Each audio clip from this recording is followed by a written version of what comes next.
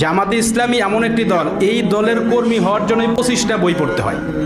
জামাতে ইসলামের কর্মী হওয়ার জন্য 25টা বই পড়তে হয়, 5টা কাজ করতে হয়।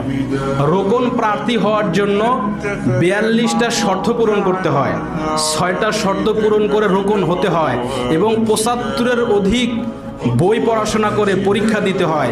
যতগুলি পরীক্ষা হয়, এই পরীক্ষার ভিতরে সব থেকে উত্তম পরীক্ষা হচ্ছে নৈতিক এবং চারিত্রিক পরীক্ষায় উত্তীর্ণ হতে হয়, এরপরে রোকন হিসাবে বিবেচিত হয়।